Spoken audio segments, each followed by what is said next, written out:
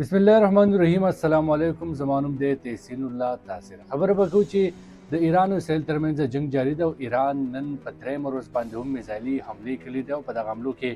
15 اسرائیلي وژل شوي دي او د اتیا نه سیوا جوړل شوي دي. دغه کاروانې لا هم جاری دي چې تل ابیب او حیفا ښار کې یو قیامت خیز صورتحال دی، یو داسې سچویشن دی، د تباهۍ داسې مناظر وړاندې کیږي کوم مناظر به چې تاسو په غزا کې لیدل. د ایران دغه جوابي کاروانې لا هم جاری دي. تېره شپه اسرائیل هم په ایران باندې حمله کړې وه چې پکې میزایلي لانچینګ پیډ یې په نښه کړی او په هغې کې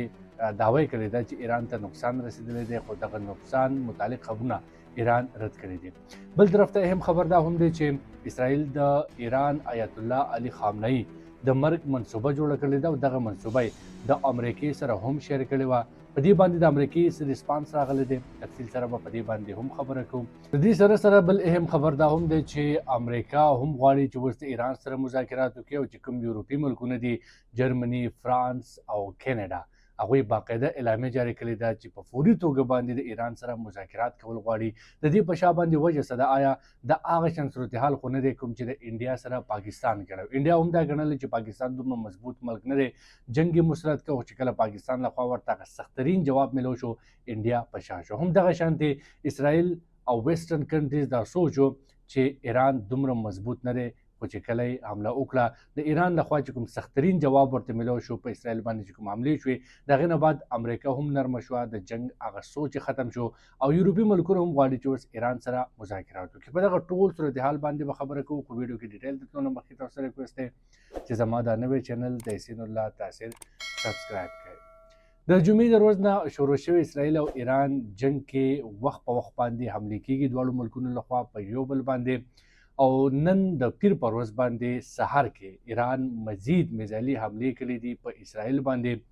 د اسرائیل تل ابیب ښار او حیفا ښار کې مختلف مقامات په نښه کړي دي. په دغه کې ایران دعوه کوي چې هغه تنصیبات هم دي چېرته چې فوج اوسیږي، فوجي تنصیبات چېرته شامل دي، ورسره داسې میزایلي ذخیره هم موجود ده په اسرائیل کې چې هغه ایران په نښه کړې ده، خو باضابطه توګه تر دې وخته د دې تصدیق نه دی شوی. خو چې کوم مرګ جوړه اورېدلې ده هغه اسرائیل لپاره یقینا چې ډېره زیاته ده، ځکه چې 15 کسان پکې مړه شوي دي او د اتیا نه سیوا جوبل شوي دي. مجموعي توګه باندې که موږ خبرو وکړو تر دې وخته پورې 20 اسرائیلیان وژلي شوي دي او د 400 نه سیوا اسرائیلیان جوبل دي په دې جنګ کې. بار بار د اسرائیلي حکومت لخوا خپل وګړو ته دا هدایت جاری کیږي چې تاسو محفوظ مقامات ته منتقل شئ، ځکه چې د ایران لخوا چې کوم بلیسټیک میزایل حملې جاری دي هغې کې ډېر زیات نقصانات رسېدلی شي. اسرائیل چې کوم انډرګراوند ځایونه جوړ کړي، محفوظ مقامات جوړ کړي، کوم ټنل چې جوړ کړي دي، په سوشل میډیا باندې به دا مختلف ویډیو تاسو ته مخې ته راځي چې عام اسرائیلیان په دغه ټنلز کې پټ شوي دي، محفوظ مقامات ته منتقل شوي دي او د یو اذیتناک ژوند سره مخ دي. بل طرف ته که موږ وګورو په ایران باندې هم اسرائیل تېره شپه د میزایلي لانچینګ پیډ باندې حمله کړې وه، دعوه یې کړې ده چې دغه لانچینګ پیډ یې تباه کړی دی، یعنې د هغه ځای دی چېرته نه چې ایران په اسرائیل باندې میزایلي حملې کوي. په مجموعي توګه ایران کې تر دې وخته پورې 224 کسان مړه شوي دي او په دې کې 90% هغه کسان دي چې کوم عام کسان دي. په دې کې د IRGC انټیلیجنس سربراہ چې کوم دی هغه هم وژل شوی دی، یعنې پاسداران انقلاب چې کوم خفیه یونټ سربراہ هغه هم وژل شوی دی. دا جنګ لا هم جاری دی، خو که موږ مجموعي طور باندې وګورو دا وخت اسرائیل هغه مناظر پیش کوي، خاص کر د تل ابیب ښار کوم مناظر به چې تاسو په غزا کې لیدل، هغه تباه شوي آبادي، تباه شوي بلډینګونه، سیم سچویشن اوس په تل ابیب کې ده او دا سوچ هم اسرائیل نه و کړی چې په اسرائیل باندې به هم دومره حملې کېږي، ایران به پرې خپل خودساخته میزایل په ذریعه باندې دومره سخترینه کاروي کوي. نن چې اسرائیل ایران کومه کاروي کړله په اسرائیل باندې ویل کېږي چې دا په دې جنګ تر دې وخته پورې د ټولو غټه کاروي ده، د ټولو خطرناکه، د ټولو غټه او ټولو نه زیات نقصان رسونکي کاروي ده. نتنیاهو کوم چې نه صرف په غزه کې د مسلمانانو نسل کشۍ ذمهوار دی، په لبنان کې،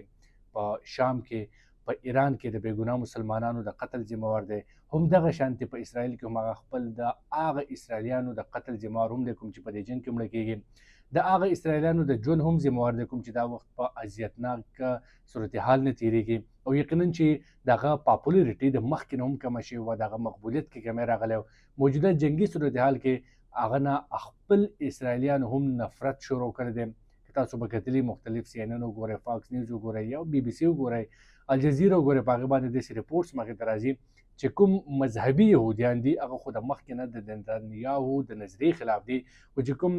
زاینسټ دي یا چې کوم موجوده اوس اسرائیل کې چې کوم عام خلک دی نو هغه هم په هغوی کې هغه نفرت چې دی هغه د نتنیاهو خلاف سیوا کېږي، ځکه چې هغه پوره میډل ایسټ جنګ طرف ته بوتلی دی او په دې کې د اسرائیل هم هغه شان نقصان روان دی کوم نقصان چې اسرائیل نورو ملکونو ته رسوي. یو بل اهم خبر دا هم دی چې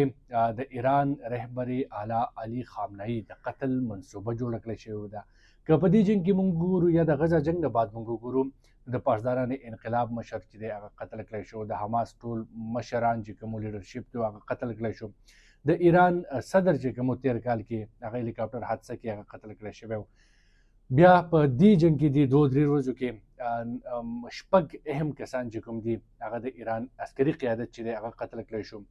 9 ساینسدانان په دې کې قتل کړی شو. اوس د آیت الله خامنه‌ای د قتل منصوبه هم جوړه شوې ده. دغه منصوبه اسرائیل امریکې ته کېښوده، خو امریکې دغه منصوبه مسترد کړه او امریکا نه غواړي چې رهبر اعلی قتل کړی شي یا دغه د قتل منصوبې ته